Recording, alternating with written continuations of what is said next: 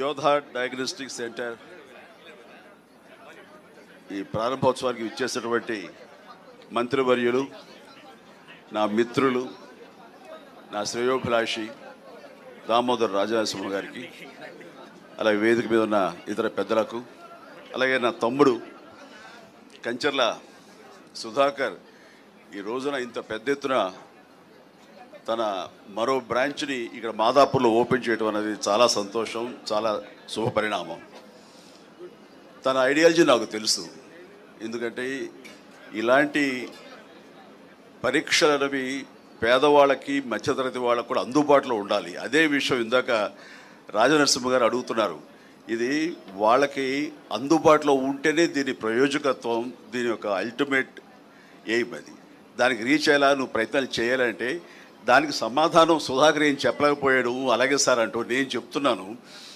Last time అమీర్పేటలో ఇలాంటి diagnostic centre open అయిన సందర్భంగా నాకు అప్పటికప్పుడు అనిపించింది, మా సినిమా కళాకారులు, కార్మికులు ఎంతోమంది ఉన్నారు. వాళ్ళందరూ ఏ రోజుకు ఆ రోజు ఉపాధి, ఆ రోజు వాళ్ళ పబ్బం గడుపుకోవాల్సిన పరిస్థితి. అలాంటి వాళ్ళకి కూడా ఇలాంటి అవసరాలు ఎంతో ఉంటుంది, ముఖ్యంగా మెడికల్ ఎయిడ్.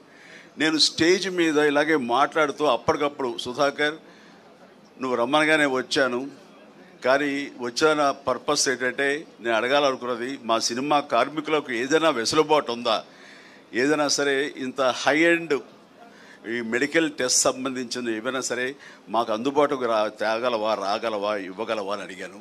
ఖచ్చితంగా ఇస్తాను, చెప్పండి అన్నయ్య అని అన్నాడు. నన్ను అన్నయ్య అని పిలుస్తాను, నా తమ్ముళ్ళు అంటున్నాడు కాబట్టి.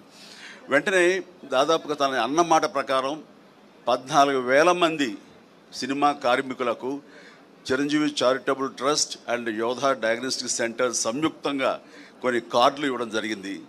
అది 14,000 మంది కేవలం ఆ ఇష్యూ చేసిన మెంబర్స్కి మాత్రమే కాదు, వాళ్ళ ఫ్యామిలీ మెంబర్స్ కూడా ఆ వెసులుబాటు ఇవ్వగలిగాడు. అంటే దాదాపు 14,000 ఇంటూ 5 మంది, వాళ్ళ అమ్మ, నాన్న, భార్య, బిడ్డ అంతమందికి ఇచ్చేలాగా తను సమాయుత్తం అయ్యాడు. ఈరోజు కూడా ప్రతి కార్మికులు అంటారు, సార్ మీరు ఆ రోజున మాకు ఇప్పించబట్టి, అక్కడ మాకు ఆ వెల్కమింగ్ ఉండబట్టి, అక్కడ వెసులుబాటు మాకు ఉండబట్టి మాకు ఎంతో కలిసి వస్తుంది. ఎంఆర్ఐ చేయించాలంటే మాకు 15,000 నుంచి 18,000 దాకా అవుతుంది, మాకు 5-6 వేలలో అయిపోతుంది యోధా డయాగ్నోస్టిక్ సెంటర్కి వెళ్తే. ఇదంతా కలిపి ఆయన సుధాకర్ పెద్ద మనసు, అలాగే నా ప్రయత్నం ఇవన్నీ కూడా దోహదపడ్డాయని వాళ్ళు చాలా సంతోషిస్తున్నారు. దానికి తాము వంతు కృషిగా చేయటం అన్నది, సామాజిక స్పృహ ఉండటం అన్నది నాకు అతని పట్ల అపారమైనటువంటి గౌరవం ఉంది.